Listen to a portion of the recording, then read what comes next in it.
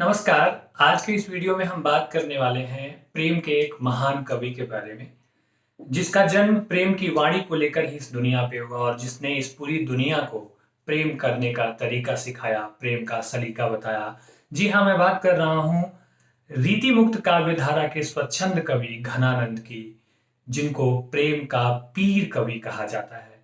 आज की इस वीडियो में मैं बहुत गहराई से उनका जीवन परिचय, उनकी रचनाओं के बारे में, उनका व्यक्तित्व परिचय और उनकी कविताओं के विविध आयामों के बारे में आप सबके साथ चर्चा करने वाला हूं। तो इस वीडियो को अंत तक देखिए, क्योंकि इसमें आपको घनानंद से संबंधित हर वो छोटी जानकारी मिलेगी जिसकी आपको जरूरत है। और हाँ, उनकी कविताओं के बारे में जब हम बात करेंगे तो प्रेम, संयोग, वियोग और सौंदर्य के तमाम पक्षों पे हम बारीकी से प्रकाश डालेंगे। बहुत कम समय में एक छोटे से वीडियो में घनानंद जैसे महान प्रेम कवि की कविताओं में पाए जाने वाले प्रेम के विविध रूपों, विविध रंगों, इंसानियत और उनके जीवन से जुड़े तमाम प्रसंगों के बारे में मैं आपके साथ चर्चा करने वाला हूं। तो वीडियो को अंत तक देखें, क्योंकि इस वीडियो में आपको वो हर छोटी से छोटी जानकारी मिलेगी जो आपको चाहे ऑब्जेक्टिविटी के लिहाज से या फिर सब्जेक्टिविटी के लिहाज से, दोनों ही दृष्टिकोणों से बेहद महत्वपूर्ण होने वाली है। तो आइए शुरू करते हैं प्रेम के महान कवि, प्रेम के पीर कवि घनानंद के व्यक्तित्व और कृतित्व का परिचय और उनकी कविताओं के विविध रंगों के बारे में। घनानंद रीति काल के महत्वपूर्ण कवि हैं। जैसा कि आप सब जानते हैं कि रीति काल में भी 3 प्रकार की काव्य धाराएं प्रचलन में थी: रीतिबद्ध, रीति सिद्ध और रीति मुक्त। इस रीति मुक्त काव्य धारा को स्वच्छंद काव्य धारा भी कहते हैं। घनानंद रीति मुक्त काव्य धारा के प्रवर्तक कवि माने जाते हैं। रीति मुक्त काव्य धारा के विकास में घनानंद के साथ साथ आलम, ठाकुर, बोधा और द्विजदेव का योगदान मुख्य रूप से उल्लेखनीय है। अनुमान के आधार पर कहा जाता है कि घनानंद का जन्म बुलंदशहर में सन 1673 के आसपास हुआ था। ये जाति के कायस्थ थे और यह भी किंवदंती है कि घनानंद दिल्ली के बादशाह मुहम्मद शाह रंगीले के यहाँ मीर मुंशी के पद पर कार्य करते थे। घनानंद स्वभाव से बहुत प्रेमी और रसिक मिजाज थे और दरबार की एक नर्तकी सुजान से उन्हें एक तरफा प्रेम था। एक किंवदंती है घनानंद के विषय में कि एक बार बादशाह ने राज दरबार में उन्हें कुछ गाकर सुनाने के लिए कहा, तो घनानंद ने मना कर दिया। राज्य के अन्य दरबारियों ने बादशाह को राय दी कि अगर सुजान घनानंद को गाने के लिए कहें तो वो अवश्य ही गाएंगे, वो सुजान की बात नहीं टालेंगे। ऐसा ही हुआ और घनानंद दरबार में गाने के लिए उपस्थित हुए। गाते हुए घनानंद इतने विभोर हो गए कि वो सिर्फ सुजान को ही देख रहे थे और बादशाह की ओर उनका ध्यान नहीं रहा। बादशाह ने इसे अपना अपमान समझकर घनानंद को राज्य से निकलने का आदेश जारी कर दिया। घनानंद ने सुजान को अपने साथ चलने का आग्रह किया, लेकिन सुजान इसके लिए तैयार नहीं हुई। राज्य से निकाले जाने के बाद घनानंद वृंदावन चले गए। वहाँ वे निम्बार्क संप्रदाय में दीक्षित हुए और वैष्णव होकर काव्य रचना करने लगे। कहा जाता है कि सन 1739 ईस्वी में 1739 में घनानंद नादिर शाह के सैनिकों द्वारा मारे गए। नादिर शाह के सैनिकों ने घनानंद से जर जर जर यानी कि 3 बार सोना सोना सोना मांगा। घनानंद ने इसके जवाब में 3 मुट्ठी धूल उठाकर उन्हें रज रज रज यानी कि धूल धूल कहकर फेंक दिया। इस पर क्रोधित होकर सैनिकों ने उनका हाथ काट दिया और बहुत दुखद परिस्थितियों में घनानंद की मृत्यु हो गई। घनानंद की प्रमुख रचनाएं हैं सुजान सागर, सुजान संबोधन, विरह लीला, कोकसार, रसकेली बल्ली, कृपाकंद, इश्कलता, वियोगवेली और यमुना यश। ये घनानंद की महत्वपूर्ण रचनाएं मानी जाती हैं। घनानंद प्रेम की मस्ती, विशेषतः वियोग श्रृंगार के कवि हैं। आचार्य रामचंद्र शुक्ल ने घनानंद के विषय में एक बहुत महत्वपूर्ण बात कही है। उनका कहना है कि प्रेम की पीर ही को लेकर इनकी वाणी का प्रादुर्भाव हुआ था। प्रेम मार्ग का ऐसा प्रवीण और धीर पथिक तथा जबादानी का ऐसा दावा रखने वाला ब्रजभाषा का कोई दूसरा कवि नहीं हुआ। घनानंद प्रेम के गंभीर कवि हैं। वियोग में सच्चा प्रेमी जो कष्ट सहता है, उसके मन की, उसके चित्त की जो विभिन्न दशाएं होती हैं, घनानंद ने उनका बहुत सच्चा, प्रामाणिक और मार्मिक चित्र अपनी कविताओं में प्रस्तुत किया है। घनानंद के काव्य में स्वच्छंद, स्वाभाविक, स्वानुभूत प्रेम का वर्णन है, जिसका आधार उनकी प्रेमिका सुजान है। प्रेमिका सुजान से बिछड़ने का दर्द उनकी कविताओं में बार बार सुनाई पड़ता है, दिखाई पड़ता है। लेकिन कमाल की बात यह है, क्या कमाल के महान प्रेमी थे घनानंद, कि वे कभी भी सुजान को कोसते नहीं। सुजान के प्रति उनके मन में हमेशा सम्मान और श्रद्धा की भावना बनी रहती है।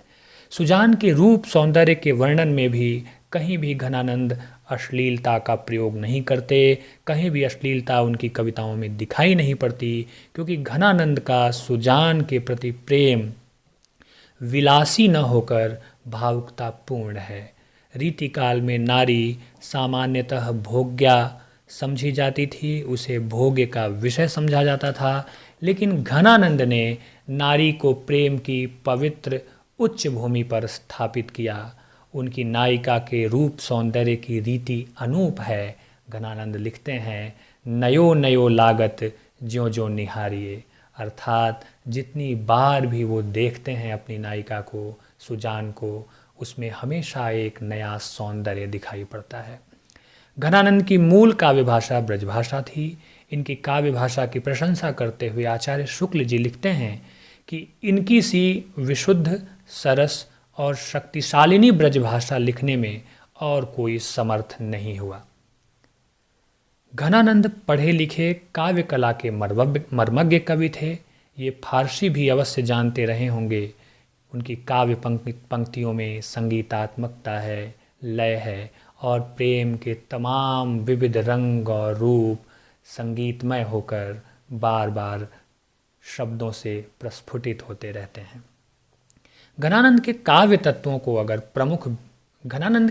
तत्वों के प्रमुख बिंदुओं को अगर हम रेखांकित करें, ताकि आप परीक्षा में प्रश्नों का उत्तर लिखते समय पॉइंट वाइज लिख सकें और सटीक उत्तर आप लिख सकें, तो वो कुछ इस प्रकार 5-6 पॉइंट्स मैंने बनाए हैं, जिसे आपको ध्यान में रखना चाहिए। तो जो पहला बिंदु है वह है घनानंद के काव्य तत्वों का, वह है वैयक्तिकता, यानी कि निजता। निजता या वैयक्तिकता से मतलब है निजी अनुभूति, व्यक्तिगत अनुभूति। घनानंद ने व्यक्तिगत प्रेम के अपने अनुभव को अपनी कविताओं में जीवंतता के साथ उकेरा है। निजी प्रेमानुभूति के विविध अनुभवों को घनानंद आत्मपरक शैली में बहुत सूक्ष्म तरीके से अभिव्यक्त करते हैं। चाहे वो संयोग का चित्र हो, प्रेमिका के सौंदर्य का वर्णन हो या विरह की तीव्र छटपटाहट हो, घनानंद की अभिव्यक्ति जीवंत जान पड़ती है। उनकी कविताओं के विषय में एक उक्ति प्रचलित है, वो ये है कि समुझै कविता घन आनंद की, ही आँखिन नेह की पीर तकी। अर्थात घनानंद की कविता को वही समझ सकता है जिसने हृदय की आँखों से प्रेम की पीड़ा को देखा हो और जिसने स्वयं प्रेम की पीड़ा को महसूस किया हो, प्रेम की पीड़ा को गहराई से, शिद्दत से भोगा हो। दूसरा बिंदु है संयोग की अपेक्षा वियोग की प्रधानता। घनानंद के काव्य में संयोग की तुलना में वियोग अधिक दिखता है, और जहाँ संयोग के दृश्य आते भी हैं वहाँ साथ में वियोग भी लगा रहता है। वियोग कभी भी पीछा नहीं छोड़ता। शुक्ल जी घनानंद के इस वियोग के विषय में लिखते हैं कि उनके भाग्य में संयोग का सुख बदा नहीं था। घनानंद कहते हैं, यह कैसो संयोग न सूझी, परै जो वियोग न क्यों हूँ बिछोहत है। तीसरा बिंदु सौंदर्य चित्रण। यूँ तो प्रेम कविता लिखने वाले सभी कवियों ने अपनी प्रेमिकाओं के सौंदर्य का वर्णन किया है, लेकिन घनानंद का यह सौंदर्य वर्णन विशेष है, क्योंकि उनकी नायिका वस्त्र और आभूषण से सौंदर्य युक्त नहीं होती, बल्कि जब वो नायिका के सौंदर्य का वर्णन करते हैं तो ऐसा लगता है कि नायिका के सौंदर्य से वस्त्र और आभूषणों की शोभा बढ़ जाती है। सुजान के सौंदर्य का वर्णन करते हुए घनानंद एक जगह लिखते हैं, झलकै अति सुंदर आनन गौर, छकै दृग राजत काननी छ्वय, हंसी बोलन में छवि फूलन की बरसा, उड़ ऊपर जाती है वह। अर्थात जब वो हंसती है तो ऐसा लगता है फूलों की बारिश हो रही है। कवि ने ये नहीं लिखा कि फूलों की बारिश की तरह वो हंसती है, कवि ने ये लिखा कि जब वो हंसती है तो ऐसा लगता है कि फूलों की बारिश हो रही है। अब आप इस भाव अर्थ को समझें कि स्वयं जो उपमान हैं वो सुसज्जित हो जाते हैं नायिका के सौंदर्य से। चौथा बिंदु है जो बहुत महत्वपूर्ण है, प्रेम में एकनिष्ठता और विश्वास। घनानंद के काव्य में सुजान के प्रति जो प्रेम है वह अत्यंत ही एकनिष्ठ है। विरह की तपन और विरह की अग्नि में जलते हुए भी कभी वे सुजान के प्रति कठोर नहीं होते।